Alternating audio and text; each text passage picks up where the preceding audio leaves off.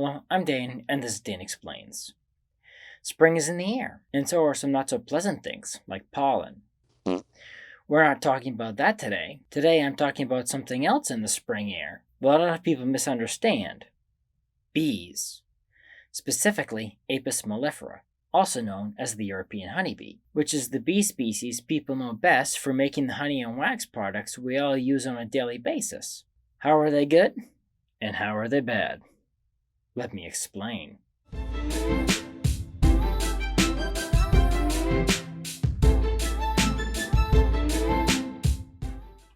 Something's given away a little bit in its name, the European honeybee.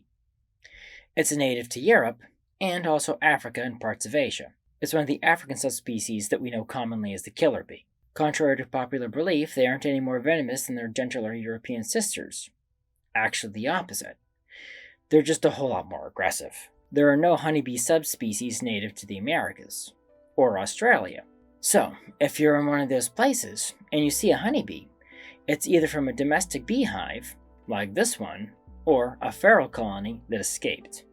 Feral honey beehives are very common anywhere it stays warm most of the year. By the way, this is not a honeybee. It's a bumblebee, which is native to the Americas. Bumblebees have much smaller nests and make much less honey than honeybees do. And if you're in North America, it's actually the bumblebee that does much of the pollination work for native plants, and not the honeybee, which, as I already mentioned, isn't native. In fact, in many cases, the honeybee doesn't have a long enough tongue to get the nectar from many of the native plants, so it doesn't even visit them. So they prefer the non-native and often invasive plants like autumn olive. However, honeybees do make several crops, like almonds and canola, much more productive, since unlike native bees, honeybees prefer large monocultures, like almond orchards and canola fields. This is also the reason why honeybees don't actually compete with native pollinators as much as some people say. Pollination, although it's a huge part of the honeybee industry today, isn't the reason why people started keeping honeybees. It's that honeybees make, as the name implies, honey. And of course, wax as well. Not only that, they make much more of both of these products than their bumblebee relatives. The reason why honeybees make much more honey and have much larger nests than other types of bees do is because, unlike their cousins, which usually abandon their nests every year, honeybees have their nests, also known as hives, year-round. And they need larger stores of honey and large honeycombs to store that honey in order to make it through the dearth periods, like winter, where there's no forage for them. And no wild beehives don't look like these egg-shaped hives, often depicted in cartoons, known as a skep hive, or this ball, which is actually a paper wasp nest. Wild honeybees usually make their homes in hollows, like the inside of a rotted tree, or, to the dismay of many homeowners, a wall cavity.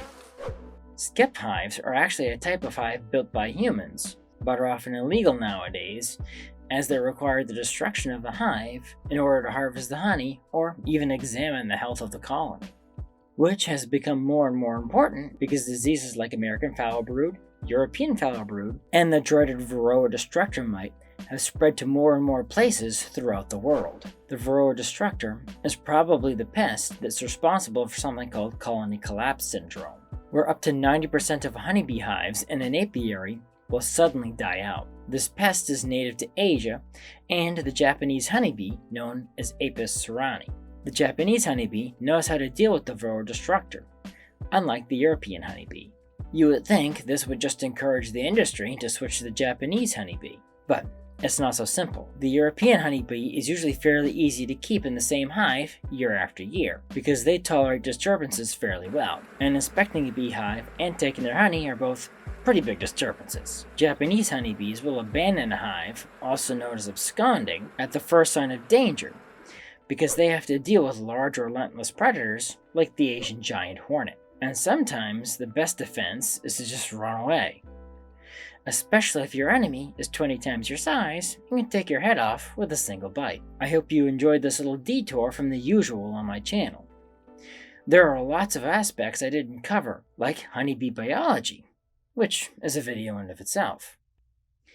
If you'd like to see that or more videos like this one, let me know in the comments below. Thank you for watching. If you like this video, please press the like button Subscribe to my channel and ding the bell to get notified when I post new videos. Also, please support me on Patreon to get extra content and special perks. Link in the description. The more people support me, the more time I can dedicate to making videos like this one. So, until next time, have a great week.